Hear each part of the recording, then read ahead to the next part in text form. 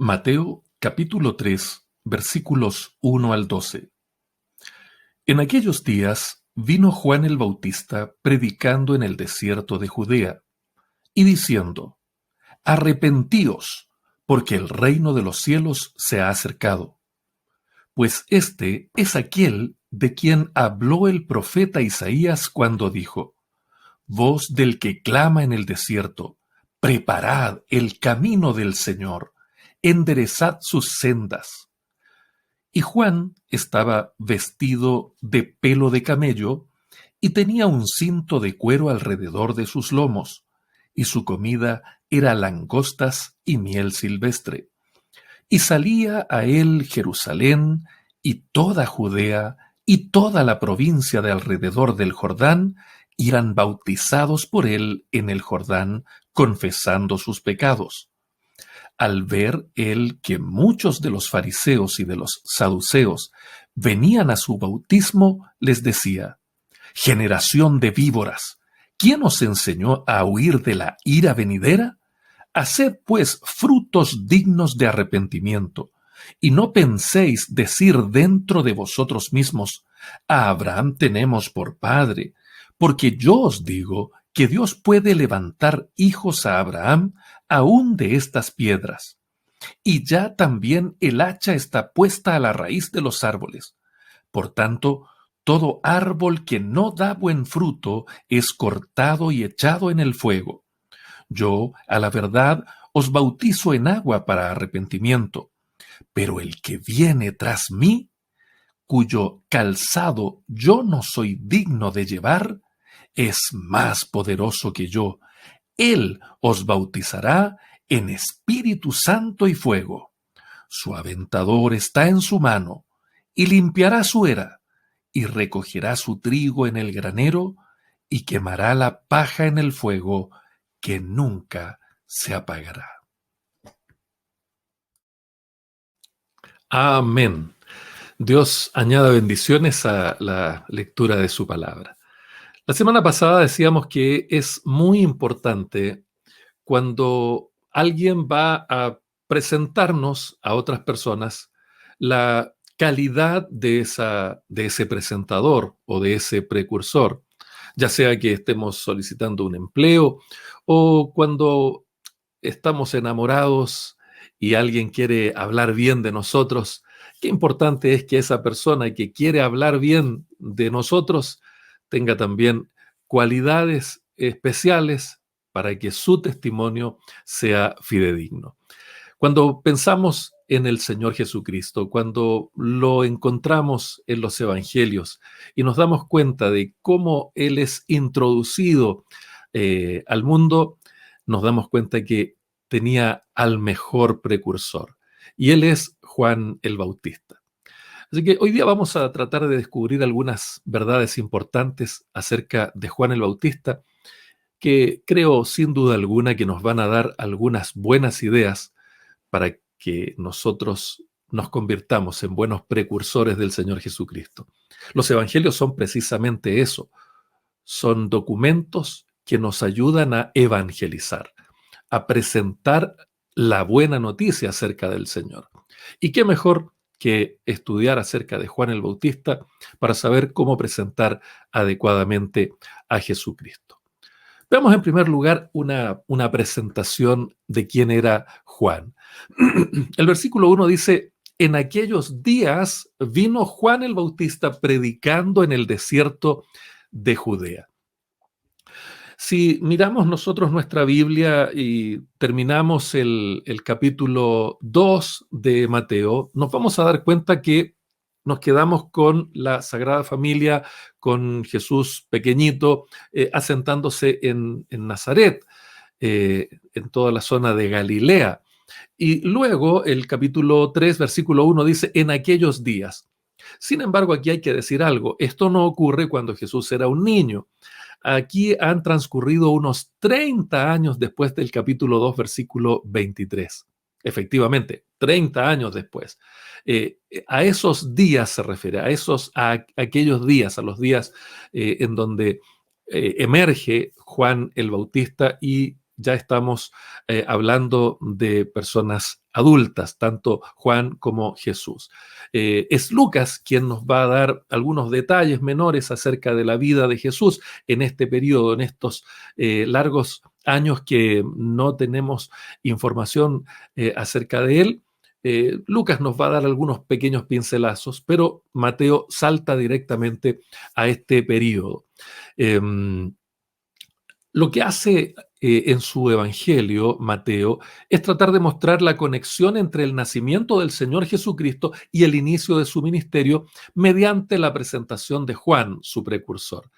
Eh, por eso dice Mateo acá, vino Juan el Bautista. Eh, ¿Quién era Juan? ¿Quién era este hombre que nos resulta a veces un tanto enigmático? Se le han atribuido un montón de características, se ha dicho que era una especie de asceta, un esenio, muchas cosas acerca de él. Bueno, tenemos que ir a Lucas, que aporta más detalles. En el capítulo 1, versículos 5 al 25 de Lucas, encontramos la narración sobre el nacimiento de Juan, cómo nace Juan el Bautista. También fue un nacimiento bastante milagroso el de él. Vemos que su madre Elizabeth era estéril y además su padre, Elizabeth y Zacarías, su padre, eran personas de avanzada edad. Los dos eran de la línea sacerdotal y eran personas muy piadosas.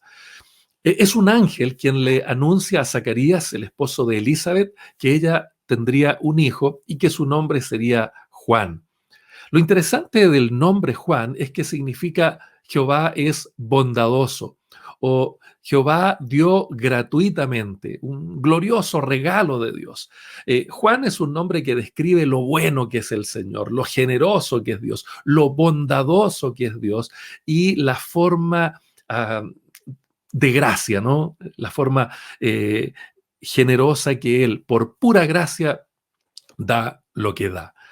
Juan va a tener un ministerio tremendamente importante en todo lo que son los planes del Señor y por esa razón él se tuvo que abstener de bebidas embriagantes, lo cual nos hace presumir que practicó el voto de Nazareo, señalado en Números capítulo 6.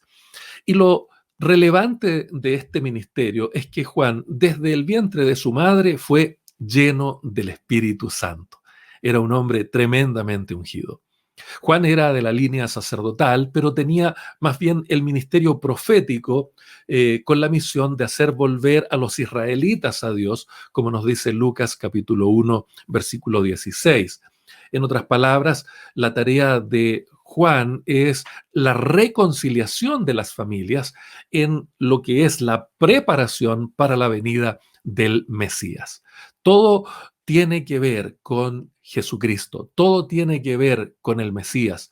La vida completa de Juan el Bautista se diseñó, se desarrolló con el propósito de presentar al Señor Jesucristo. Qué vida más relevante, qué vida más significativa. Hay varios textos interesantes que nos hablan de que Juan obraba en el poder de Elías. Eso es muy interesante.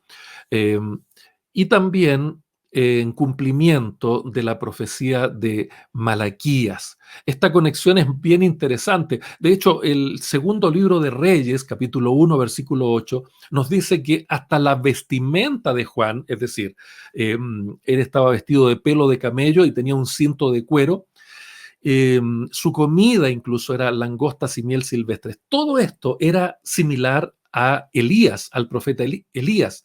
Si miramos Segundo de Reyes, capítulo 1, versículo 8, nos vamos a dar cuenta que hay paralelos impresionantes entre los dos. Sin embargo, hay que recalcar que el propio Juan aclaró que él no era Elías.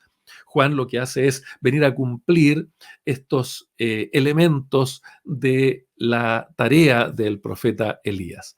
En Juan capítulo 1, versículo 21 le preguntaron, ¿qué pues? ¿Eres tú Elías? Y él dijo, no soy. ¿Eres tú el profeta? Y él dijo, no. Por esa razón, entonces, entendemos que el ministerio de Juan el Bautista es tremendamente excepcional. Él no fue un asceta en el sentido estricto de la palabra, alguien que practicaba el ascetismo, sino que él se vestía y comía conforme a la costumbre de la gente que vivía en la zona desértica donde él creció y donde él se desarrolló. No era algo particularmente relacionado con el ascetismo. Al igual que Elías, Juan el Bautista exhortaba al pueblo a decidirse de una vez a servir al Señor. Y eso es probablemente lo que hace más extraordinario el ministerio de Elías. Elías es confrontacional. Elías tiene un solo mensaje. Arrepiéntanse, conviértanse, prepárense porque el rey ha venido. Este anuncio era urgente, este anuncio era desafiante, este anuncio era absolutamente directo. Y Elías tenía la estatura moral, la estatura ética, la estatura espiritual para poder desarrollar este mensaje y para lograr impactar a las personas.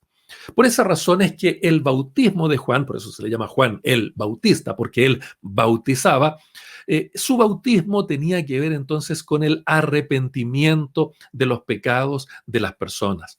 Tenían que confesar sus pecados y ser bautizados.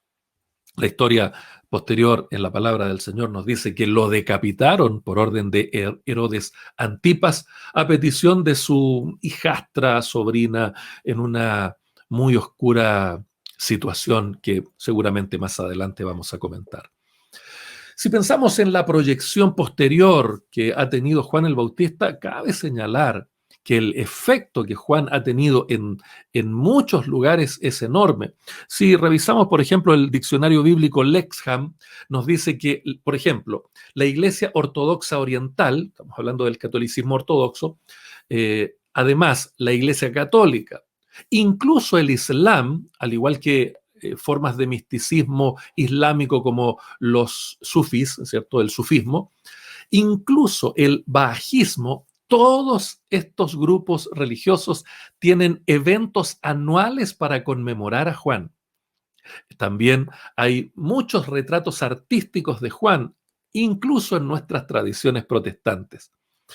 Juan es el santo patrono en muchos lugares del mundo. Inclusive hay un pequeño grupo conocido como los mandeos en algunas regiones de Irak e Irán que afirman que son descendientes directos del movimiento original iniciado por Juan el Bautista. Por esa razón nos bendice estar hoy día predicando acerca de este hombre que fue el precursor de nuestro Rey, el Señor Jesucristo. Dice la palabra del Señor que Juan estaba predicando en el desierto de Judea. Eso dice este versículo 1 que estamos estudiando. La palabra predicando, del griego keruso o kerusón, como está conjugado acá, se refiere a un verbo que podríamos traducir como heraldo, como un heraldo. Es alguien que da a conocer noticias importantes públicamente y en voz alta. Un heraldo es un emisario del rey, es alguien que va adelante anunciando la venida del rey, la victoria del rey, los edictos del rey. Entonces, la palabra que utiliza Mateo aquí para describir lo que está haciendo Juan el Bautista en el desierto de Judea es ser el emisario de este rey Jesucristo que viene anunciando su venida, que viene anunciando lo que él va a realizar, lo hace de manera pública, con un sentido de urgencia, con un sentido de importancia y de trascendencia. Así predica Juan. Pero es notable saber que el auditorio, el anfiteatro de Juan es nada más y nada menos que el desierto de Judea. ¿A qué se refiere esto? Bueno, esto es una región que puede comprender unos 32, que está ubicada a unos 32 kilómetros al este del Valle del Jordán y justo al norte de Jericó. Abarcaba una meseta, la meseta de Jerusalén, Belén, toda esa zona, hasta el río Jordán y el Mar Muerto. Algunos piensan que ese es el lugar donde también creció Juan el Bautista, ya que Lucas capítulo 1, versículo 80, dice, y el niño crecía y se fortalecía en espíritu en lugares desiertos. Entonces probablemente se refiere exactamente a lo mismo. Dice ahí, hasta el día de su manifestación en Israel. Con respecto a este desierto de Judea, un dato que nos puede resultar interesante es que la comunidad de Qumran, donde se han encontrado los famosos manuscritos del Mar Muerto, los rollos de Qumran, también se desarrolló en esa zona. Esa comunidad de Qumran, esa secta esenia, se desarrolló en esa zona, muy cercano allí. Aunque el sitio del nacimiento de Juan está un poco más al norte. Por esta razón, algunos han llegado a señalar que Juan pudo ser un esenio o que el cristianismo pudo ser una especie de rama conectora con la comunidad de Qumran. Sin embargo, cuando estudiamos comparativamente el cristianismo con la secta de Qumran, nos vamos a dar cuenta que las similitudes no son para nada equiparables a las diferencias que tiene el cristianismo con la secta esenia. Seguimos con el texto bíblico y el versículo 2 dice, y diciendo, arrepentíos porque el reino de los cielos se ha acercado. El mensaje de Juan acá es resumido por Mateo en esta frase. Sin embargo, evidentemente es mucho más profundo que solo esto. Incluye un mandato y una razón del mismo. Estos dos elementos son importantes. Juan está diciendo arrepentíos. Si lo leemos en un castellano más actual, Juan lo que predicaba es arrepiéntanse.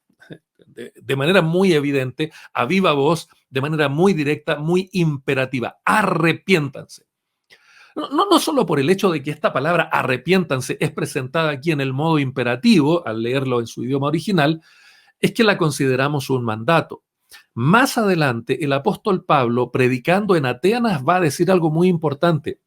Pero Dios, habiendo pasado por alto los tiempos de esta ignorancia, escuche esto, ahora manda a todos los hombres en todo lugar que se arrepientan. Eso está en Hechos capítulo 17, versículo 30. Quiero dejar esto muy en claro. No es una invitación a arrepentirse. Lo que Dios hace es mandar a todos los hombres en todo lugar que se arrepientan.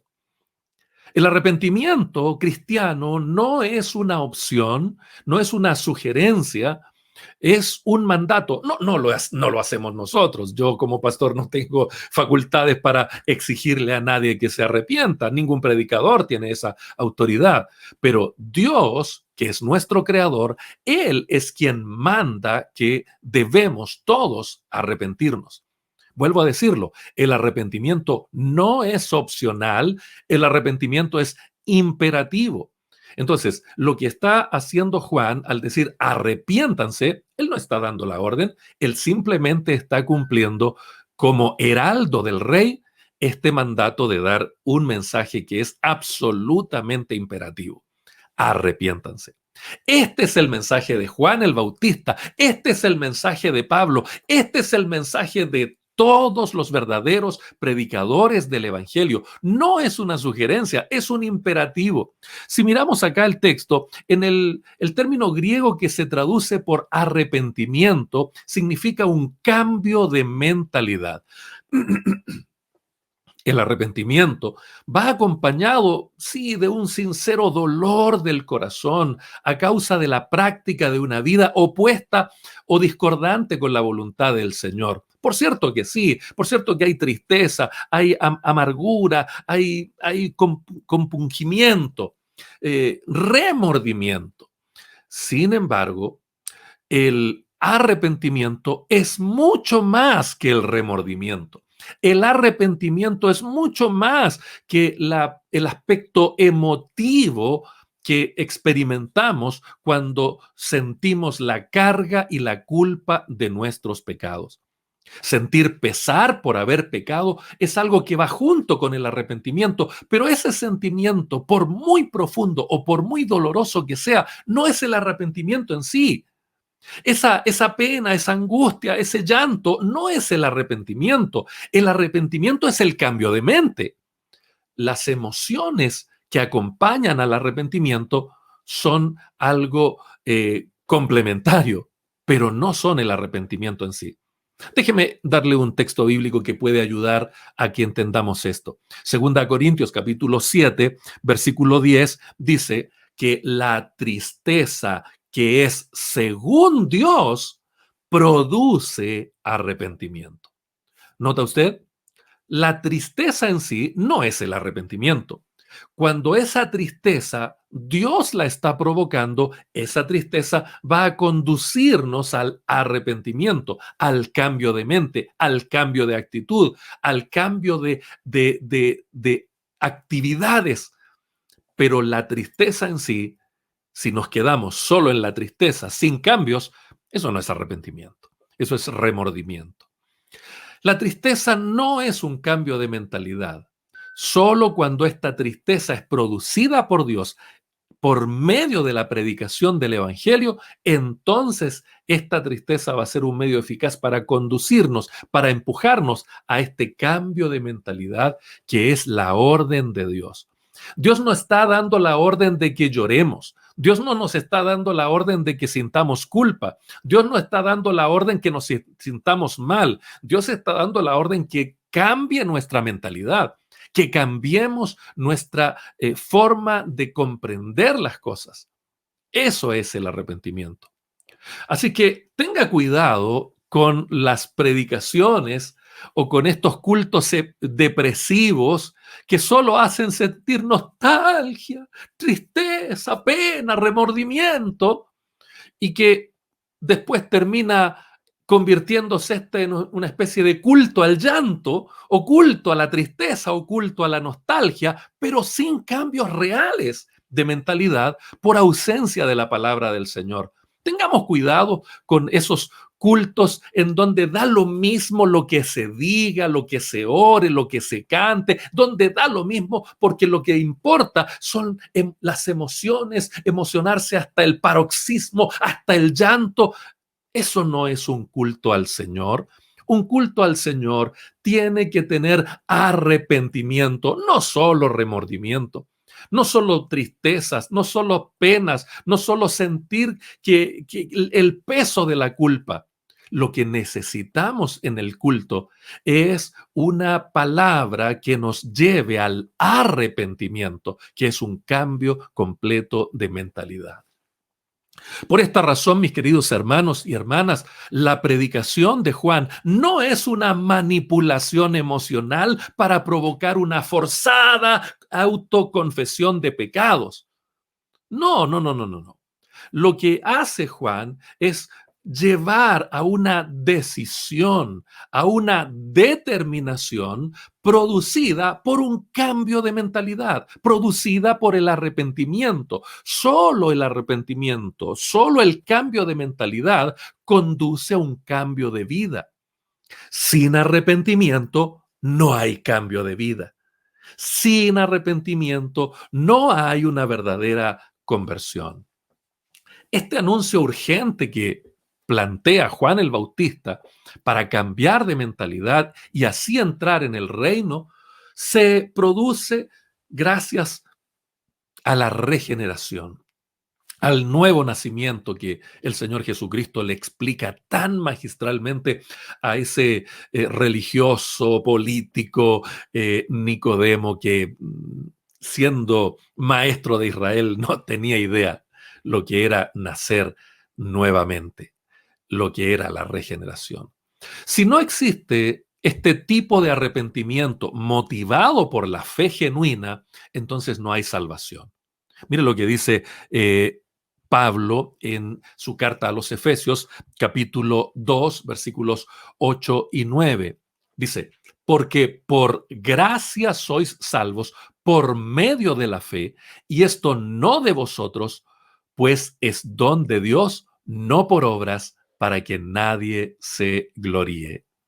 El urgente llamado de Juan solo se verificará mediante un cambio radical de vida, mediante un cambio radical de conducta, mediante un cambio radical de mentalidad, producido sobrenaturalmente por la obra del Espíritu Santo en los nacidos de nuevo por efecto de la predicación del Evangelio. Menos que eso no es arrepentimiento. Bueno, ahí está la orden. La orden es arrepiéntanse, pero luego Juan presenta lo que es la razón, el fundamento de esto. Él les dice, porque el reino de los cielos se ha acercado. Tener claro lo que es el arrepentimiento es de vital importancia para no confundirlo con el remordimiento. Pero también es fundamental comprender por qué hay que arrepentirse. La razón es poderosa para arrepentirse. Es porque el reino de los cielos se ha acercado. La expresión reino de los cielos es sinónimo de reino de Dios. Si hacemos un estudio de esta expresión bíblica, nos vamos a dar cuenta que solo en Mateo aparece 33 veces. Los cielos, siendo la residencia de Dios, se usa para representar a Dios mismo. Es decir, el reino de los cielos es el reino de Dios porque los cielos son la habitación de Dios, son la morada del Señor. ¿Y por qué se usa en Mateo más bien la expresión el reino de los cielos y no el reino de Dios, como hacen otros evangelistas? Básicamente porque los judíos se negaban a utilizar con frecuencia el nombre de Dios por temor de profanarlo. No tomar el nombre del Señor en vano es la razón por la cual los judíos no usan tanto el nombre de Dios. Y ellos prefieren usar algunas expresiones como el nombre.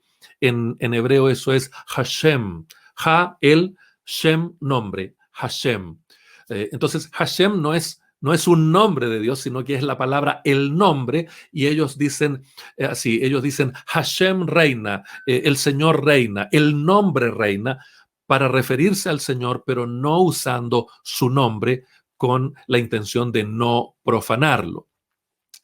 Esa es la razón del por qué probablemente Mateo emplea solamente 4 veces la expresión reino de Dios y todas las demás utiliza la expresión el reino de los cielos. Si estudiamos el significado de la palabra reino, basilea, aparece unas 100 veces en Mateo y se utiliza al menos en 3 sentidos.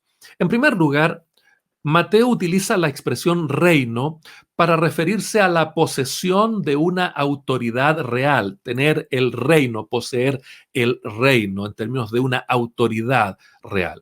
En segundo lugar, Mateo utiliza la palabra reino en el ejercicio de un poder real o soberano.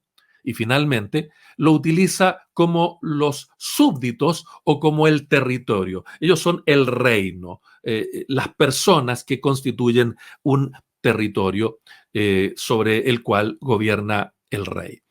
De los 3 términos que Mateo utiliza para comunicar el significado, basilea como palabra griega implica la idea de soberanía, reinado, reino. En este caso, entonces, el más adecuado sería la palabra reinado. Entonces, cuando los evangelistas hablan del reino, entonces la idea es hablar del reinado, es el ejercicio soberano del gobierno. Eso es, cuando entonces Mateo está diciendo, o Juan el Bautista está predicando, que hay que arrepentirse porque se ha acercado el reino, lo que está diciendo es porque el gobierno de Dios, el reinado de Dios se ha acercado.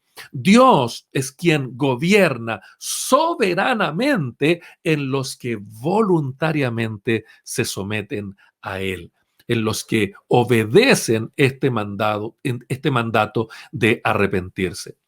Entonces, el reino se compone de personas que se han arrepentido, han puesto su fe en Cristo y se han sometido a Él como el Señor soberano. Déjeme reiterar esto porque es importante.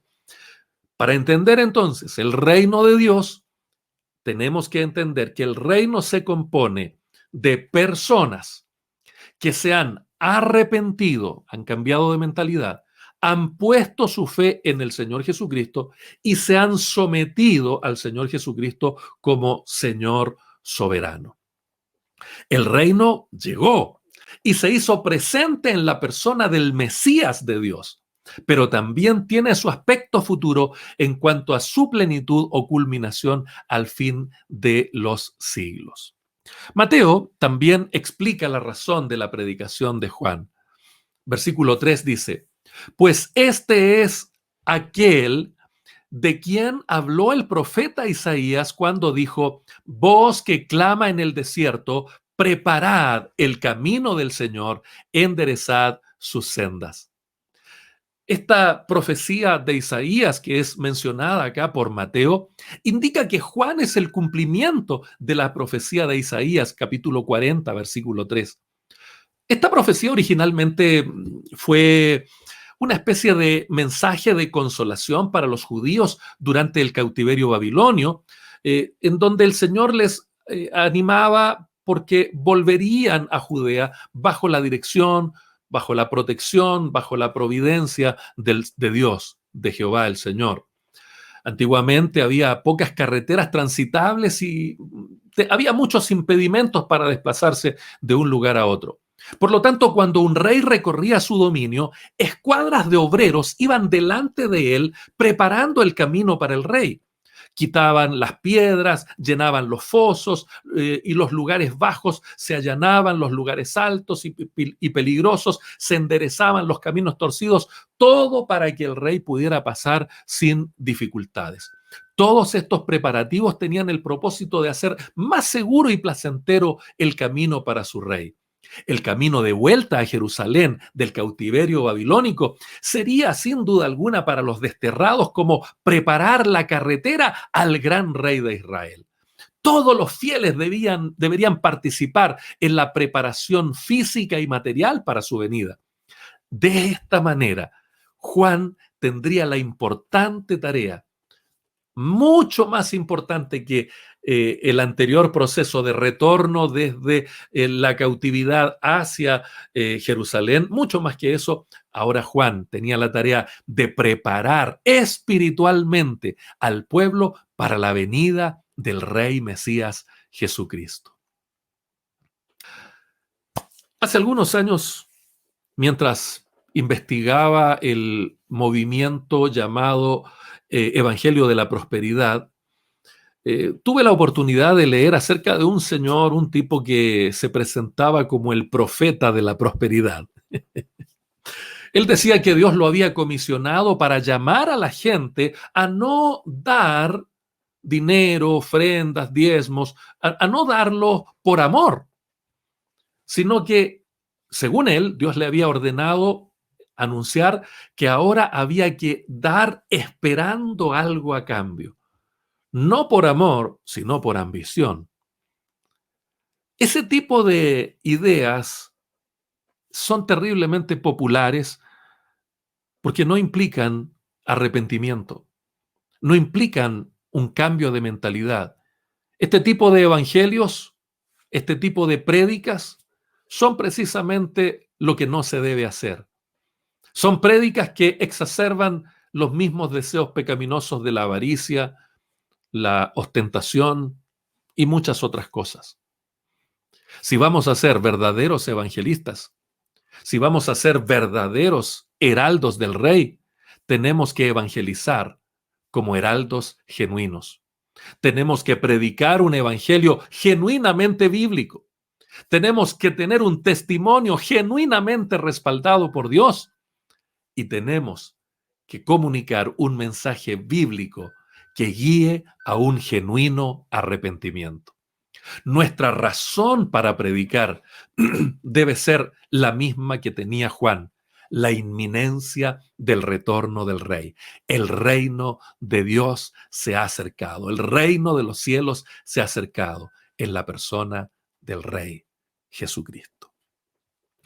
En segundo lugar, Permítanme analizar brevemente los versículos 5 al 10, en donde encontramos la influencia del precursor. Dice la palabra del Señor: y salía a él Jerusalén y toda Judea y toda la provincia alrededor del Jordán, y eran bautizados por él en el Jordán, confesando sus pecados. Al ver él que muchos de los fariseos y de los saduceos venían a su bautismo, les decía: generación de víboras, ¿quién os enseñó a huir de la ira venidera? Haced pues frutos dignos de arrepentimiento, y no penséis decir dentro de vosotros mismos: a Abraham tenemos por padre, porque yo os digo que Dios puede levantar hijos a Abraham aún de estas piedras. Y ya también el hacha está puesta a la raíz de los árboles.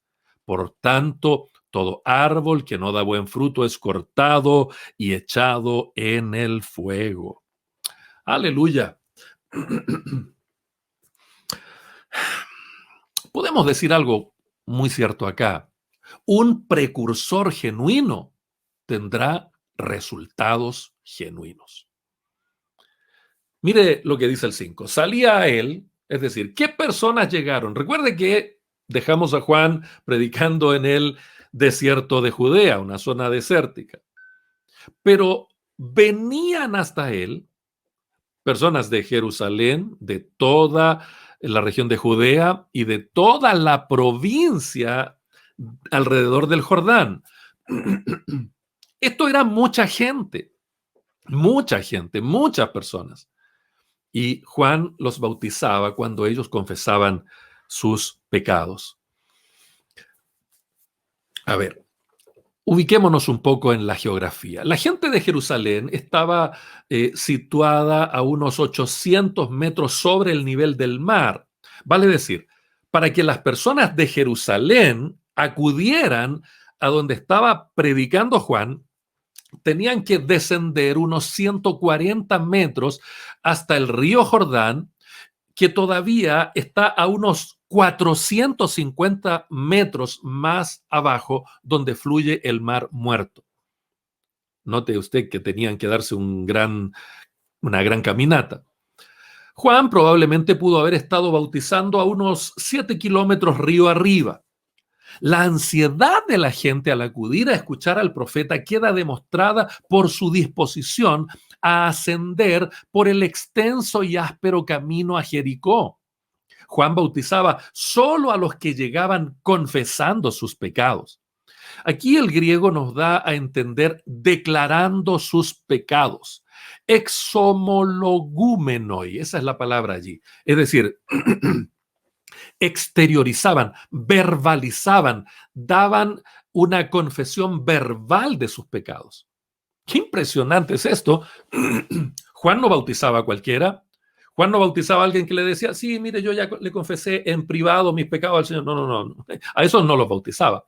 Juan solo bautizaba a los que verbalizaban, a los que confesaban, exomologumenoi, a los que declaraban verbalmente sus pecados de manera pública. Impresionante es esto. Este predicador requería que sus candidatos reconocieran que eran pecadores antes de ser bautizados. Eso es impresionante, mis queridos hermanos, porque hoy día las muchas comunidades que son muy populares, que llenan sus templos de personas, les dicen que no hay que arrepentirse de nada, porque Dios nos quiere así, tal cual. Qué diferencia, ¿no? Qué diferencia. Aquí tenemos un predicador genuino con resultados genuinos, porque invita, porque motiva a un arrepentimiento genuino que fuera público, que fuera verbal. Versículo 7 dice: al ver él que muchos de los fariseos y de los saduceos venían a su bautismo, les decía: generación de víboras, ¿quién os enseñó a huir de la ira venidera? Haced pues frutos dignos de arrepentimiento, y no penséis decir dentro de vosotros mismos: a Abraham tenemos por padre, porque yo os digo que Dios puede levantar hijos a Abraham aún de estas piedras. y ya también el hacha está puesta a la raíz de los árboles. Por tanto, todo árbol que no da buen fruto es cortado y echado al fuego. Si usted sigue nuestra serie de estudios bíblicos de los días miércoles, seguramente ya debe tener un contexto un poco más acotado para saber quiénes eran los fariseos y los saduceos. Así que permítame brevemente, solo para nuestros hermanos que nos ven solo los días domingos, dar una pequeña referencia. Este nombre, fariseos, parece derivarse de la palabra hebrea parash, eh, que es uno separado. Entonces, los fariseos serían algo así como los separados.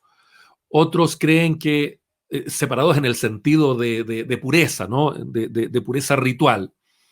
Otros piensan que esta palabra fariseos se deriva del sentido de perushim, como el de aquellos que en su cumplimiento meticuloso de la ley y en particular de las ordenanzas levíticas se separaban a sí mismos de lo inmundo, o en especial de aquellos que se consideraban inmundos, como el pueblo de la tierra, los Am Haaretz, ¿eh?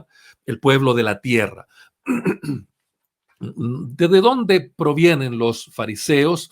Los inicios pueden remontarse al periodo de la cautividad babilónica, época en que los judíos ya no tenían templo donde adorar y poco a poco se fueron haciendo más y más el pueblo del libro a través de estas comunidades llamadas sinagogas.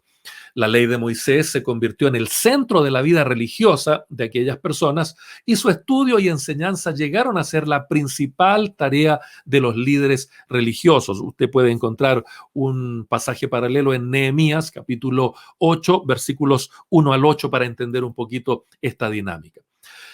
Posteriormente, durante el periodo de los macabeos, los hadisim o los piadosos procuraron mantener una pureza de la religión hebrea en contra de la intrusión del paganismo helénico que estaba emergiendo en aquellos días. De este movimiento laico se levantaron, sin duda alguna, los fariseos. Como usted puede ver, entonces, el concepto, la palabra fariseo no siempre significó un hipócrita, un mentiroso, sino que partió como una comunidad de personas puras, una comunidad de personas separadas del mal, rigurosos con cumplir las exigencias de la palabra del Señor. Luego, en los tiempos de Cristo, obviamente el fariseísmo ya estaba bastante degenerado en muchos sentidos. Por otro lado, estaban los saduceos, que ocupaban el segundo lugar en importancia entre las distintas sectas judías de la época neotestamentaria. Eran ellos principalmente sacerdotes, gente de la clase aristocrática. Los fariseos, por ejemplo, enseñaban en todas las sinagogas, pero los saduceos mantenían el control del templo en Jerusalén. En el tiempo de Jesús, el templo construido por Herodes, como ya hemos enseñado acá. Se cree que el nombre saduceos proviene de Sadoc, quien fue designado como sumo sacerdote por Salomón, por allá por el libro de Primero de Reyes, capítulo 2, versículo 35. Este Sadoc ocupó el lugar de Abiatar, que se había unido a la rebelión de Adonías en Primero de Reyes 1:7. Así fue como llegó a ser el antecesor de los sacerdotes en Jerusalén. Si saltamos a los libros proféticos, vamos a encontrar en Ezequiel capítulo 40, versículo 46, la visión del nuevo templo que Ezequiel describe allí, indicando que estos son los hijos de Sadoc, que serían llamados para ministrar a Jehová. El nombre entonces de los de los fariseos, para hacer una comparación entre ambos, la palabra fariseos aparece unas 100 veces en el Nuevo Testamento, en cambio el de los saduceos aparece solo 14 veces. Los saduceos desaparecieron completamente de la historia después de la destrucción del templo de Jerusalén en el año 70. El judaísmo que sobrevivió fue el judaísmo de los fariseos. Ahora, bien, teniendo eso brevemente claro, déjeme señalar que el mensaje de Juan fue muy duro para los miembros de estas sectas porque venían para ser bautizados por él. Él les llama generación de víboras y les dice, ¿quién les enseñó a huir de la ira venidera?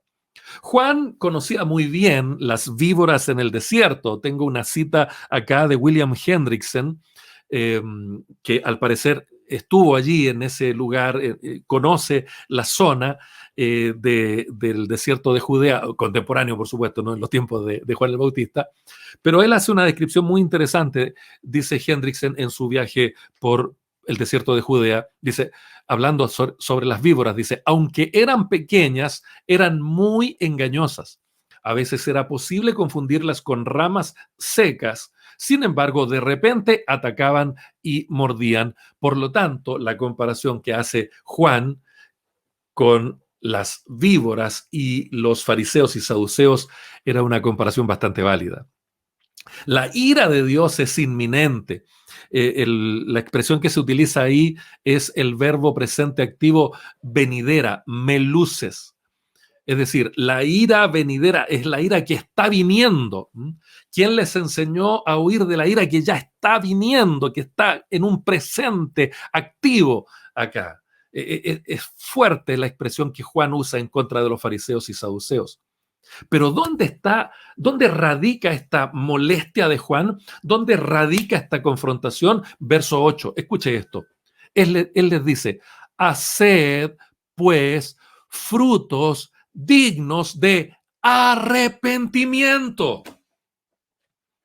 No basta con venir al templo, no basta con venir a escuchar al profeta, no basta con ser bautizados. Lo fundamental, está diciendo Juan acá, es el arrepentimiento y ese arrepentimiento debe evidenciarse por frutos. No basta llorar, no basta arrepentirse, no basta estar triste, no basta la nostalgia. Hay que tener un cambio de mentalidad. Solo un arrepentimiento genuino, es decir, acompañado de frutos, puede librar al pecador de la justa ira de Dios. Una confesión de pecados puramente exterior no va a lograr nada. Un deseo de bautizarse como si el rito fuera una especie de encantamiento mágico no tiene ningún valor positivo. Tiene que haber un cambio interior que se expresa en conductas exteriores que glorifiquen a Dios, fruto que concuerda con la conversión. Este fruto debe incluir las cualidades correctas. Mire la descripción que plantea Juan en Lucas, capítulo 3, versículos 10 al 14. Esto le preguntaban esto preguntaban respecto de en qué consisten estos frutos. Y la gente, aquí está, Lucas capítulo 3, versículos 10 al 14. Y la gente le preguntaba diciendo, entonces, ¿qué haremos? Y respondiendo les dijo, el que tiene 2 túnicas, dé al que no tiene. Y el que tiene que comer, haga lo mismo. ¿Ve? Ahí hay una generosidad concreta, ahí hay un fruto digno de arrepentimiento. Versículo 12. Vinieron también unos publicanos para ser bautizados y le dijeron, maestro, ¿qué haremos? Y él les dijo, no exijáis más de lo que está ordenado. Se acaba la codicia, se acaba la usura. Versículo 14. También le preguntaron unos soldados diciendo, ¿y nosotros qué haremos? Y les dijo, no hagáis extorsión a nadie, ni calumniéis, y contentaos con vuestro salario. Ahí tenemos a Juan indicando de manera muy concreta lo que significan frutos dignos de arrepentimiento. Más que llorar, más que hacer alarde de espiritualidad, lo que hay que hacer es evidenciar el cambio de mentalidad con conductas propias de una persona que ha nacido de nuevo. Seguimos, versículo 9 dice, y no penséis dentro de vosotros mismos, a Abraham tenemos por padre, porque yo os digo que Dios puede levantar hijos a Abraham aún de estas piedras. Sigamos aquí con los fariseos y saduceos, y Juan lo que hace ahora es anticiparse a lo que parece ser un argumento muy utilizado por ellos. No penséis decir dentro de vosotros mismos, ¿eh? A Abraham tenemos por padre. Este es el mismo argumento que posteriormente le van a presentar al Señor Jesucristo en Juan capítulo 8, versículo 33, cuando el Señor Jesucristo les está hablando a los fariseos, a los saduceos, de que el Señor les llama a ser libres y ellos le dicen, no, no, Abraham tenemos por padre. Es un argumento que está arraigado en la tradición religiosa de estas dos sectas. Estas personas estaban perdidas porque tenían su confianza puesta en algo que no los podía salvar, en su ascendencia física, en su tradición religiosa. El Dios que pudo crear a Adán del polvo de la tierra también podía hacer verdaderos hijos de Abraham de las piedras del desierto, a las que probablemente Juan estaba señalando mientras decía esto. No es la ascendencia física la que nos salva, no es nuestra tradición religiosa la que nos salva, lo que nos salva es la gracia de Dios cuando estamos de verdad arrepentidos. Versículo 10. Y ya también, sigue hablando Juan, esto está duro, hermanos. No se desconecten esta parte. Yo sé que es un poco tenebroso lo que viene ahora, lo que va a decirle Juan a los fariseos y saduceos. Versículo 10. Y ya también el hacha está puesta a la raíz de los árboles. Por tanto, todo árbol que no da buen fruto es cortado y echado en el fuego. Sin duda alguna, aquí el mensaje de Juan es radical, es categórico. Un árbol que no da fruto solo sirve para el fuego. Eso es lo que está diciendo acá Juan. Esto que el hacha está puesta a la raíz, prosten rizan. Prosten rizan significa frente a la raíz o a la raíz. Qué terrible, es como ver un hacha y una raíz enfrentándose una contra la otra. Ahí está, el hacha puesta a la raíz, prosten rizan. Esa expresión en griego es tenebrosa, es terrible, es escalofriante. No hay fruto si no hay fruto en una vid, si sus ramas no están unidas al tronco, entonces simplemente esa vid va a ser cortada, va a ser arrancada. El hacha está a la raíz, no, ni siquiera lo va a cortar arriba para que quede abajo, no, a la raíz. ¡Qué terrible! Es escalofriante escuchar esto de parte de Juan. El hacha está puesta a la raíz del árbol. Todo árbol que no da buen fruto es cortado y echado en el fuego. Muchas personas hoy día quieren tener el título sin rendir el examen.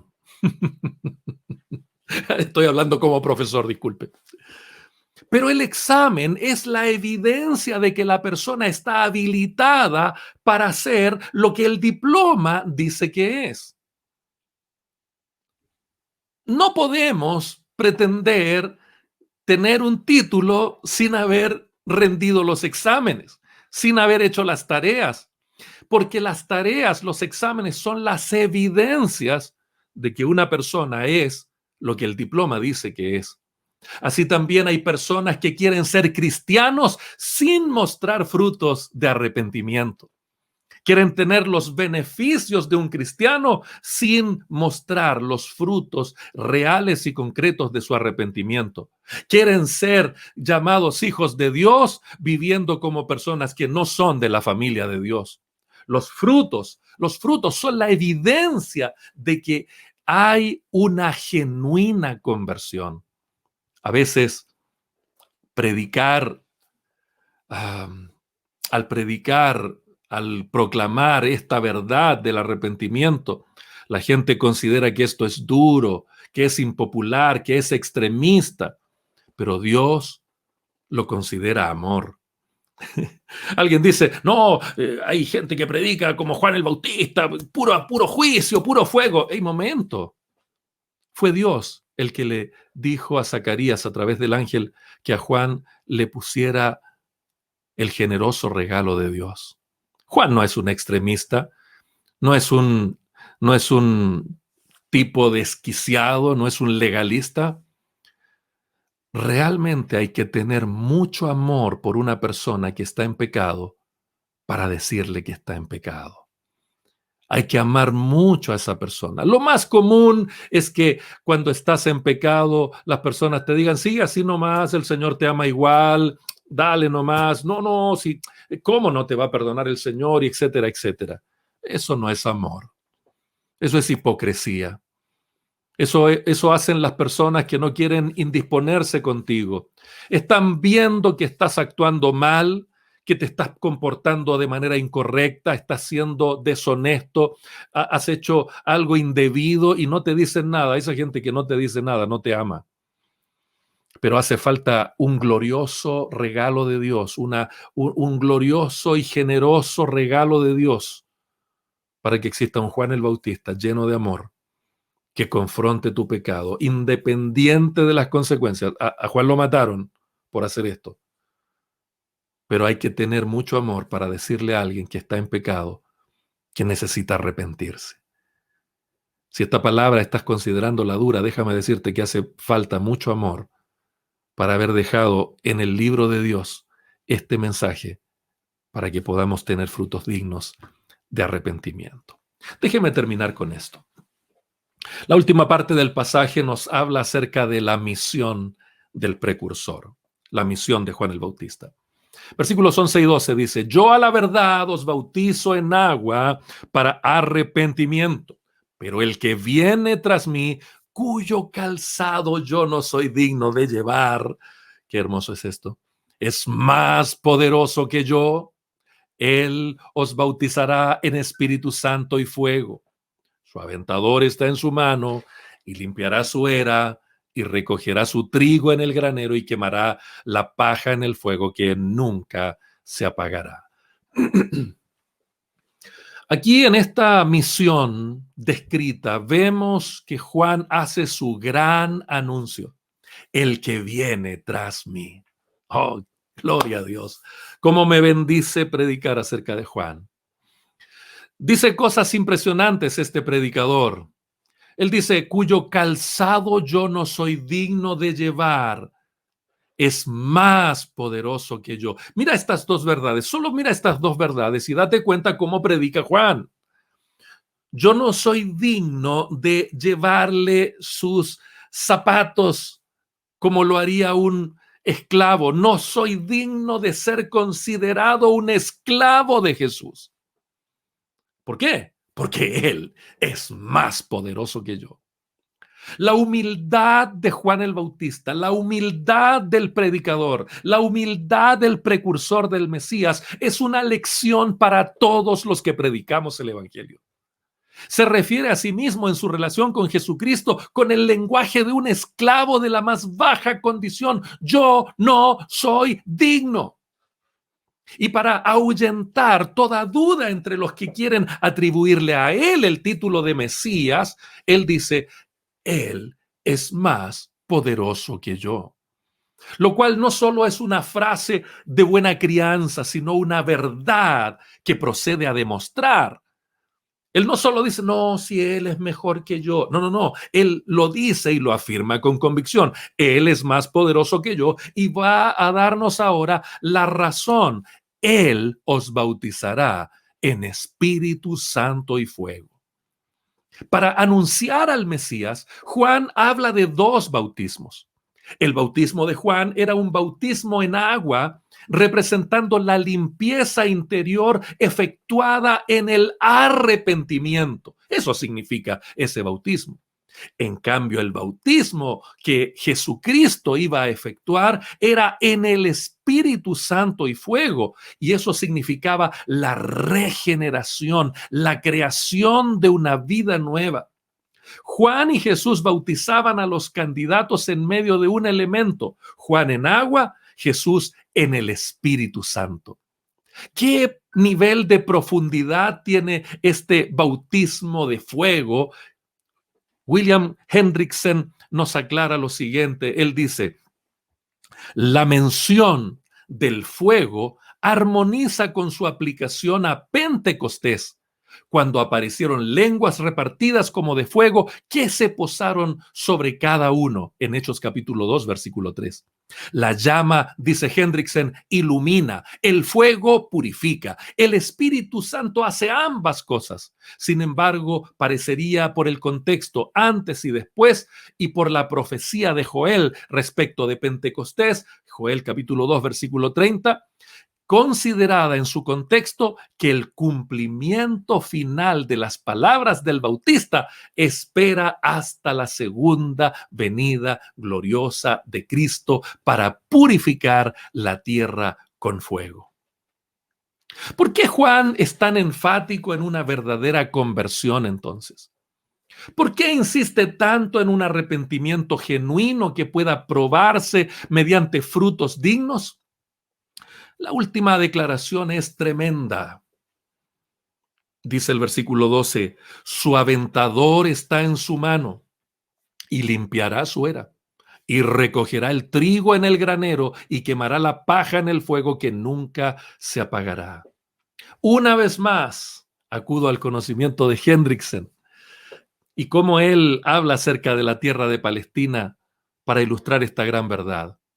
Dice Hendriksen, montón tras montón, el grano trillado se lanza al aire por medio de una pala que tiene 2 o más dientes, permitiendo que el viento de la tarde, que generalmente sopla del Mediterráneo durante los meses de mayo a septiembre, se lleve la paja.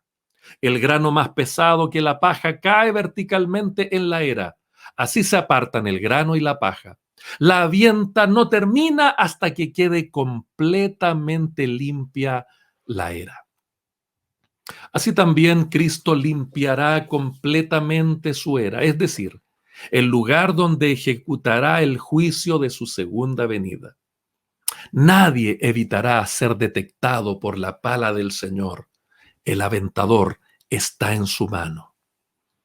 La pregunta es, ¿seremos trigo o seremos paja?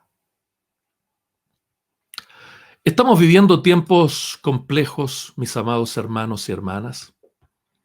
Estamos viviendo un tiempo muy, muy complicado. Las profecías cumplidas, los campos blancos para la siega, muchas sectas como los saduceos mirando a las personas solo como mercadería y otros haciendo prosélitos que sigan una tradición con cargas imposibles de llevar, esclavizando gente en pleno siglo XXI. Hay personas hoy como Juan que realmente anuncian al Señor Jesucristo de manera genuina. Hay personas hoy como Juan que muestren credenciales bíblicas y no plásticas. Hay personas hoy como Juan que llamen al arrepentimiento con las motivaciones correctas, es decir, porque el reino de Dios se ha acercado. Hay personas hoy como Juan dispuestas a menguar para que Cristo crezca. Hay personas hoy como Juan dispuestas a rechazar conversiones fraudulentas, aunque eso les indisponga con la autoridad humana de turno. Hay 2 llamados hoy, en esta mañana. Uno es para los que quieren conocer al Cristo que anuncia Juan, y otra es para los cristianos que Dios está llamando a evangelizar y a ser discípulos, como lo hacía Juan genuinamente. Bendito sea el Señor. ¿Aceptará usted este llamado? ¿Está dispuesto, está dispuesta a que la palabra del Señor haga vida en su corazón, pero de manera genuina, con frutos dignos de arrepentimiento y no solamente con un llanto superficial y la típica autojustificación? Es que yo, es que yo, es que yo, es que yo no soy, es que yo aquí. No, no, no, no. Frutos dignos de arrepentimiento. Estos 2 llamados son importantes y son urgentes en esta mañana, mis queridos hermanos, por varias razones. Hay gente que se está perdiendo, hay gente que está muriendo sin Cristo, pero también hay mucha gente engañada que creen que son hijos de Dios, creen que están listos para irse al cielo, pero siguen viviendo la misma vida corrupta de pecado, de perdición y de maldad, porque hay un predicador tembleque, alfeñique, que no es capaz de confrontarles y decirles que Dios ordena que se arrepientan. ¿Vas a aceptar ese llamado de parte del Señor, tú, predicador, predicadora del Evangelio? Y tú que no has recibido a Cristo como el Señor de tu vida, ¿lo vas a aceptar en esta mañana? Déjame decirte que si eres padre y no has tenido este encuentro con Cristo, lo mejor que puedes hacer por tus hijos no es llorar una vez más este año y decir, yo no soy el papá que te mereces, no lo he hecho bien, perdónenme, y balbucear unas lágrimas de cocodrilo justificando tu negligencia. No, no, eso no le va a servir a tu hijo ni a tu hija. Si realmente quieres ser el padre que Dios espera que seas, acepta esta orden del Señor, no es mía, yo no soy quien para darte órdenes. Pero el Dios que te creó y que me creó a mí, nos ordena a ambos que nos arrepintamos. No solo que sintamos pena y tristeza por nuestras decisiones torpes del pasado o por nuestros pecados. Él nos ordena que nos arrepintamos, que mostremos un cambio de mentalidad, que nos convirtamos a Cristo el Señor. Si tú eres un padre, el mejor padre que puedes llegar a ser es el padre que tiene a Cristo como su redentor. Si eres un hijo y llegaste con esos calcetines con rombos como cada año para que el viejo no diga nada, déjame decirte que el mejor regalo que le puedes hacer a tu padre es recibir a Jesucristo como tu único y personal Salvador y dejar de vivir esa vida absolutamente egoísta a tu manera y empezar a vivir la vida preciosa, perfecta, gloriosa, digna que Dios te ofrece. No sé en qué situación estás, pero en esta mañana el Señor nos da siempre una nueva oportunidad. Esta mañana puede ser un nuevo comienzo en tu relación padre e hijo, hija y padre. Esta mañana el Señor puede hacer algo glorioso en esta celebración, algo que va a superar ese desayuno exquisito, ese regalo bien envuelto, algo mucho más glorioso. Es el gozo de la salvación en tu casa. Toma este tiempo y recibe a Cristo como tu Señor y Salvador personal.